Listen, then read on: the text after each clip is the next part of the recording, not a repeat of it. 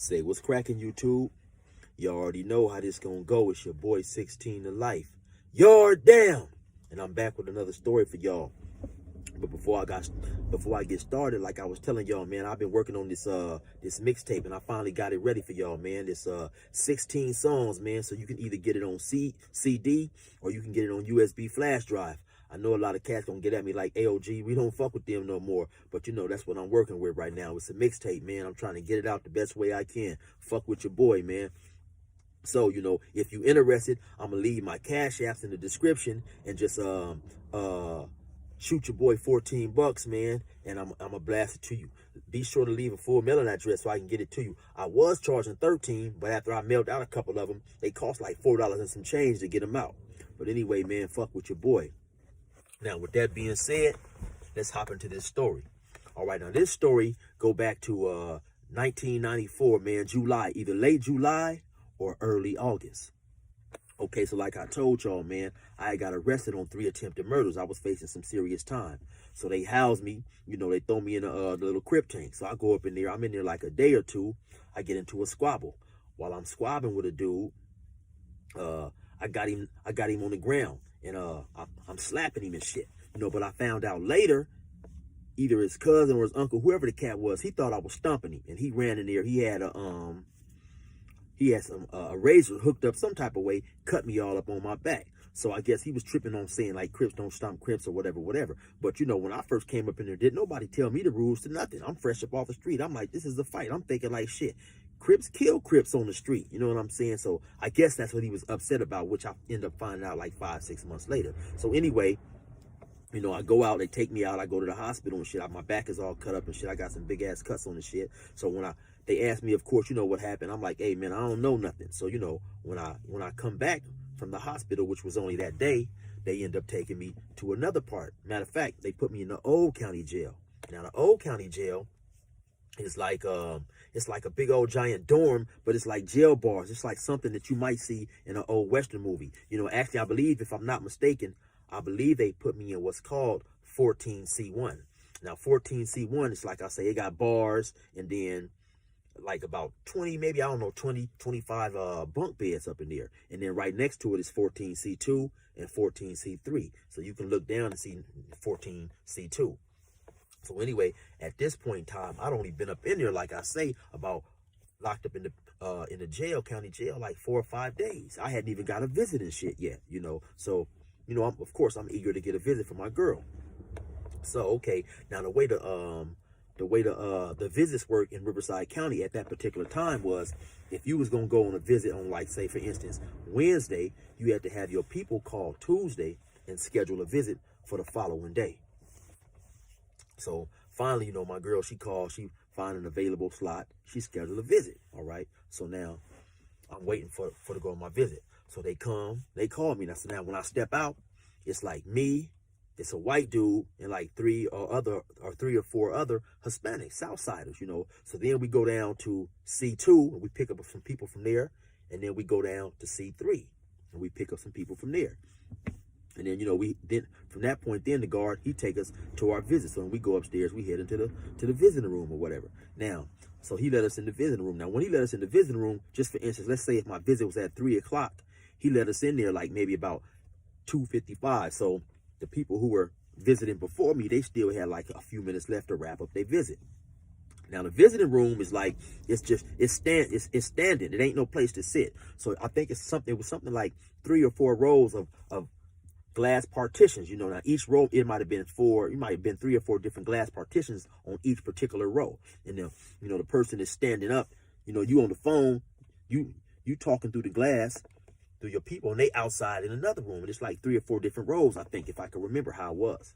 So like I said, it's no place to sit down up in there. So what I do is I go post up on the wall. I put my back on the wall and I post up.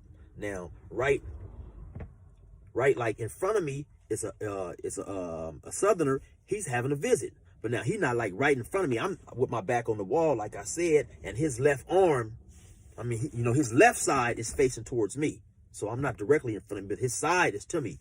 And he's on the phone, he having a visit. Now I'm assuming he visiting his girlfriend or whatever, you know. So I'm just posted up on the phone. So I forget however it worked, but maybe they come on the phone and they say, 1 minute left, 2 minutes left, wrap up your visit or whatever it was. So, like I say, this is my first visit, my first time. I'm just chilling. I'm up against the wall. Now, all of a sudden, he turned to me and he said, "Hey, ESE." And I said, "Hey, what's up?" He said, "Move, ESE." I said, "Man, who you talking to?" He said, "I'm talking to you, ESE." Now, see, the way he got it. So when he say that, I say, "Man, I ain't going nowhere." Now, because I didn't like the way he got at me. I felt it was kind of disrespectful. Now, had he got at me on some cool shit, like, had he said some shit, sort of something like, maybe like, "Hey, Spencer Holmes, do you mind, like, moving a little to the side? My fucking highness gonna show me something right now." Then, if he had got at me something cool like that, I would have slid on over. But like I say, the way he get at me, "I'm talking to you, ESE." Like, he on some, like, straight gangster shit, like, get your punk ass out the way type shit. So I tell him, I say, "Man, I ain't going nowhere." Now, look, after that right there, I bullshit you not, right? After that right there, that's the last motherfucking thing I remember. That's the last thing I remember. Now, later on, once I got back to the dorm that I was in, this white dude told me, the white dude that came up with us, he told me, "You was standing right there, man, and they jumped you." He said, "Somebody just came and hit you. You was trying to fight back, but it was way too many of them. They got you on the ground and started kicking you and shit or whatever." So like I say, at that point in time, I don't remember none of that. The next thing I remember and even to this day, I still don't remember shit. So the last thing I remember, like I say, I tell you, man, I ain't going nowhere. Next thing I remember is I'm in a fog and I'm kind of like walking around. Now I'm walking around to each row. I'm looking for my visitor to see if I see my girlfriend. So I'm going up and down these little, these little rows and shit, looking for my girlfriend. So I finally see her. So I go over there. Now she frantic. She say, "Are you okay? Are you okay?" So I still don't know what she tripping on. Cause like I say, my mind is hazy, but I don't have it's nothing physically is hurting me and shit. Right. But I'm tripping like, goddamn, like it's just, it's in a weird feeling. I really can't tell like what the fuck is going on. So when I get there, she's in a panic. She said, "Oh, some lady came out here who was on a previous visit." She said, "Oh, some lady came out here yelling to the guards. It was some Mexicans in there jumping a black guy with glasses." And I say, "Oh, who was it?" And she said, oh my God, it was you. And so I'm still tripping. She said, "Oh, you hurt? You need to go to the hospital." And I said, "No." I said, "Oh, I'm okay." I said, "Okay." I said, "Where am I at?" And she said, "Oh my God, you in jail." And I said, "Jail?" I bullshit you not. I said, "Jail? How'd I get in jail?" She said, "Hold on, hang up the phone, go." She said, "You don't remember? The police came to our house, they pulled guns on you, they made you lay down, they made you get out the car and lay on the ground." I said, "No, I don't remember none of it." She said, "Oh no, go." I said, "No, because this was my first visit. I hadn't had a visit yet." So I said, "No, I'm okay." So she panicking, she crying and hollering and shit. I said, "No, calm down, I'm cool. But really, I'm like I say, I'm dizzy as fuck or whatever." So I think the visit was like 45 minutes or an hour, so we have our little visit and shit. She's the whole time telling me she think I need to go to the hospital and this and that. I'm telling her, "No, don't trip. I'm cool and shit." So, so we sit there, we have our visit.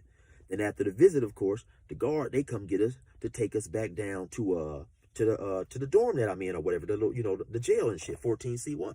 I believe that's what it was. But anyway, so now as he rounding everybody up and shit, I just so happened, because we in our jumpsuits, they give us jumpsuits and they give us these, I guess they call them, like nowadays, everybody is calling them slides. So I guess that's the best way to describe them. They some like slides, but they like a brown, they almost like the color of a football, but they're a little lighter than that, like a tannish brown, and they're thin. So a lot of people would take their razor, they would take the little razor out of the razor, the little part, and they would carve their hood and shit into it. They carve their hood or their initials so they could identify their shoes or whatever. So, so I happen to look down at, I'm just, I'm up against the wall and I'm just chilling. Now I look down, one of my shoes got SUR on it, which is an abbreviation for Serranos. For those who don't know, the Southsiders, that's what they call Serranos.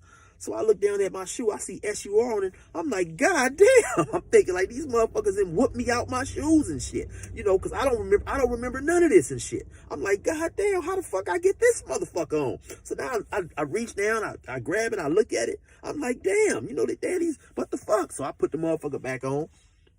I walk down and shit. We walk down. They put me back in the dorm or whatever. So now the white dude who had went on the visit with me, he told me, he said, "Yeah, man, you was chilling right there on the wall." He said, "A motherfucker just came over there and fired on you. They started jumping you." He said you was trying to fight back, but it was way too many of them. You fell on the ground. They started kicking you and shit. Now, as he was telling me then, I kind of remember now. He was like slowly starting to I remember bits and pieces of it. But today, I don't remember shit about that. You know what I'm saying? So, and he was telling me how, they had you on the ground, they was kicking you and shit. He said, but there was so many of them, they really couldn't get to you really good, because the space out, the visiting room is not a whole lot of room.